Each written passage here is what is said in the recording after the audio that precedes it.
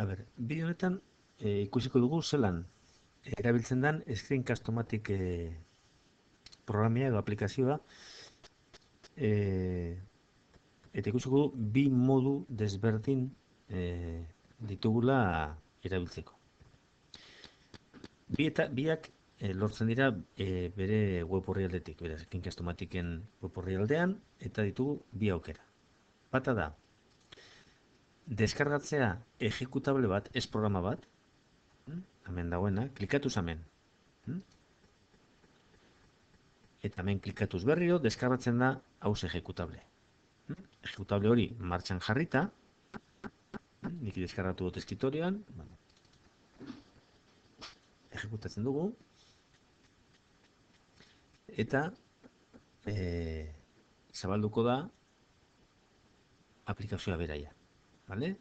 Hemen markatzen dago ze eremu nahi dugun graba, eta horren arabera mugituko dugu, bai? Ados? Vale. Gero, mikrofonoa martzan dagoela hemen ikusten dugu, vale? Eta webkamerarekin, webkamera bat egon ezkero konektata ordenagailuan, izango genuke egin 3 grabaketa mota bat, pantaila bakarrik, eta pantailan eremu honen barruan agertuko dana grabatuko da. Web orriarekin harrapatzen dana grabatu, edo gauza biak. Eta aukera hartzen dugunean, agertuko da, ez dakit hemen ikusten den, bai, ikusten hemen argazkia?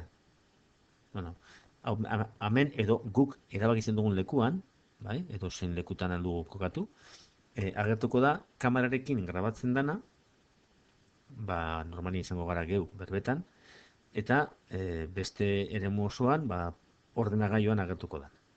Vale? Nik ez daukadan hemen kamera webik, pantalla grabatuko dugu, aprobaitearen. Vale. Azten gara grabatzen, 3, 2, 1. Bai? Fikaten bazara, aldo mugidu zer nahi duten graba. Vale? Ezin du txikitu, baina mugidu bai. Vale? Grabatzen dan bitartean. Imagina nahi dutela konprobatu gauza bat, eta mugitu jotzen dau telefonoa, eta ahi ba. Pixkat apurtzen da egin nahi neban. Vale? Horren, zeingo dugu. Hartu egin ondorengo. Pausatu. Hauze da programa honek daukon gauzarik interesantiena. Eta da, guk aldugu kokatu bideo momentu baten, hasi ikusten, grabatzen da bitartia. Eta esaten dugu, amentxe justo, bai, hortik aurrera borratu nahi dut, baina onarte egin dutena nahi dut mantendu. Orduan, oneri emonez,